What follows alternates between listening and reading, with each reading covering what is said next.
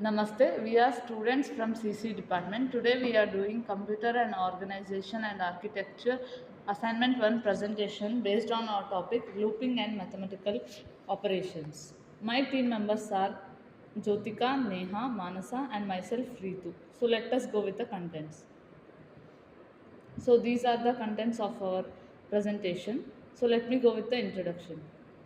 Introduction. Here is the simple introduction based on our assignment. Looping and mathematical operations are fundamental concepts in programming and problem solving. Looping refers to the process of executing a set of instructions repeatedly until a specific condition is met. It helps to automate repetitive tasks and reduce code redundancy. Common types of loops include for loops, and do while loops. On the other hand, mathematical operations involve performing calculations such as addition, subtraction, multiplication, division, and modulus. These operations are essential for data processing, computation, and logical decision making in programs. By combining the looping and mathematical operations, programmers can efficiently solve complex problems like calculating sums, averages, factorials, and sequences. Next, objectives. To understand the concept and purpose of loops in programming, to learn different types of loops and their syntax, to perform various mathematical operations using programming languages, to develop problem solving skills by combining looping with arithmetic calculations, to minimize manual computation through automation using loops. The last one is to apply looping and mathematical operations in real life computational problems. So next part is handled by Neha. So hello, good morning everybody. So here is my part of the problem statement and the implementation. So let's discuss about the problem statement. Here basically we have the looping and mathematical operations. So we have four sub questions. Mathematical operations on small set. Basically in first one we have the factorial of number scenario. Here we get a number lesser than or equal to 5h stored in a 60h. So yes, the main task is to find and store at 61h. So second one is the greatest common divisor, that means a GCD scenario. Here we will take two numbers, that is 62 and 63h. Here is to find the GCD using subtraction method and store in 64h. So the third one is the square of number scenario. Number stored in 65h. So we should use repeated addition and store at 66h. It is the main task of the third one. So last one is the sum of squares of first 10 natural number scenario. No, stored in 67h. So the task is to compute the sum of squares and store result in the 68h. So let's go with the implementation. So let's go with the first one. Problem, as you can see that the problem statement of factorial scenario stored in 60h, find and store in 61h. So let's discuss about the algorithm of the problem statement. And we should first step is to load and from the 60h. So result will get as equal to 1. So third step is to multiply result by each number down to 1. Final result at 61h, and the final step is to execution. So let's go with the code part. So here is the code part, as you can see in the screen. So organization, so basically we have move A, that we call 60h, and the arrow should be in the hash 01h. So we should move the BA. So next one is the factorial loop. So we multiply both A and B, move arrow, so dec B, gen done, and move A to the arrow. So here is the SJMP factorial loop. SJMP means a short jump of the factorial loop. So the last part is the last part of a code decides the move 61h A HLT. So that's the end part. So let's go with the output of the first problem statement. As you can see, A is the 78h, B is, as you can, 0h. So arrow we get is a 78h. By total execution we get BC is equal to 0016h. So the next is the problem statement 2.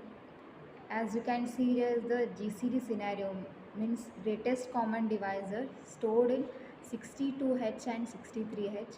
Task is using the subtraction method and store in 64H. So let's discuss the algorithm of this problem statement. First we consider two variables A and B, 62H and 63H. If A is equal to B, then GCD will be A as the second step. If third step is greater than B, A means A is equal to A minus B. So as you can see, the fourth step, B is greater than A, that means we will get B minus A, and by repeated until we get A is equal to B, and the final step is to store at 64H. Let's go with the code part of the problem statement. So let's go with the code part. As you can see, they have considered A, B as 62H, 63H respectively. Here we can move CNG A, B as check, XGMP short and store. Next part is to clear C, move RO to A, and we should move A and B, subtract A and RO, that means we get B is equal to B minus A as in the comment statement, and move B and A, then we should move the A to RO. SGMP G, we get greatest GCD loop, and the last end part is to store, so we'll get move 64HA, HLT, and that is the end part of the code. So the problem statement 3 and 4 is handled by Manasa. So my part is of problem statement 3 and 4. Let me go with the problem statement 3. It is the square of a number scenario, that means the number is stored at 65H. So the task given, that is find a square using repeated addition and store at 66H, means first the value will be stored in 65H, right? Then that must be stored at the next point is in 66H. Okay, now let's go discuss about the algorithm of this problem statement. The first step is that load a n from 65H, means from 65H address we have to load the number n that is specifically given in it, means in the program itself only. Then in second step, initialize the result is equal to 0. That means starting we have not yet been started, right? So the result will be initialized to 0. And then third step is add a n to the result. That means n is added to the result. It continues through the looping statement. And the step 4 is that store a result at 66H. After all performing all the operations and the commands, it is stored at the result 66H. This is what the algorithm of the problem statement. And then next we will discuss about the program code, actually what it will be performed. Okay, here is a program code. So here is a code of a problem statement 3.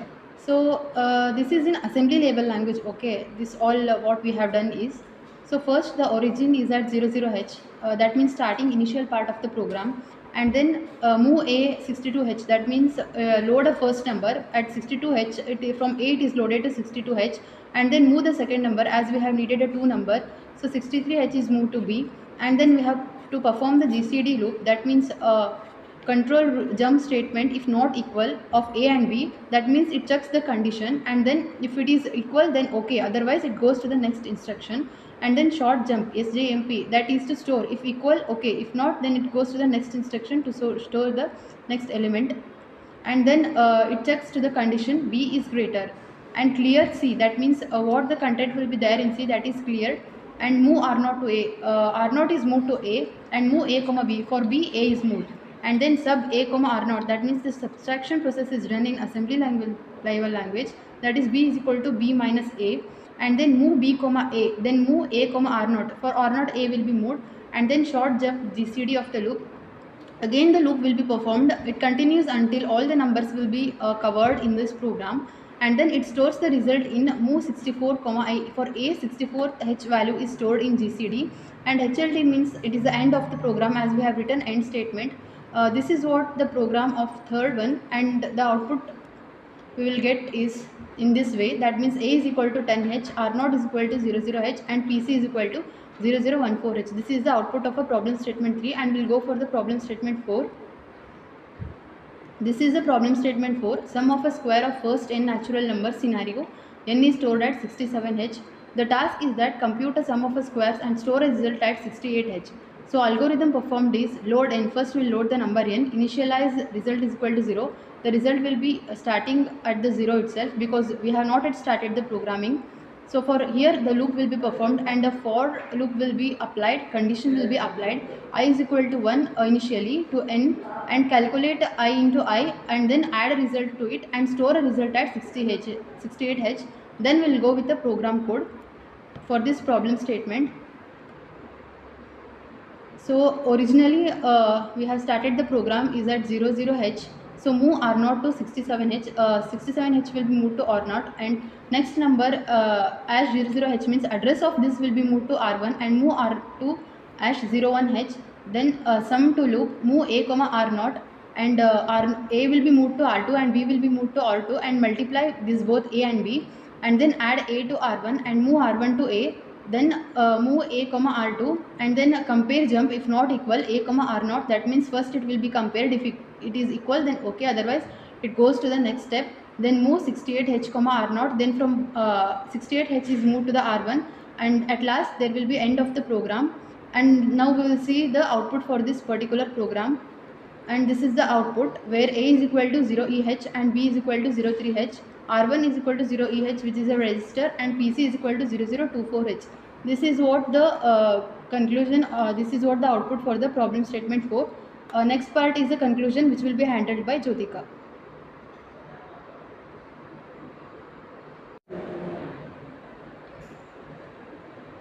Now I start conclusion. Looping and mathematical operation are essentially concept in programming, especially when working with small data steps.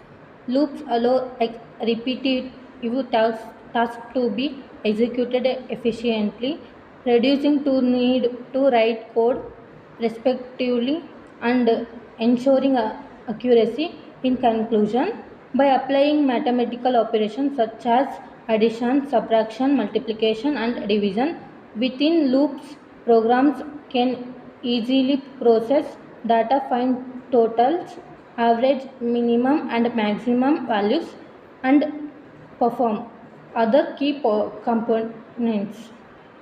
So with this, we conclude our presentation. Thank you.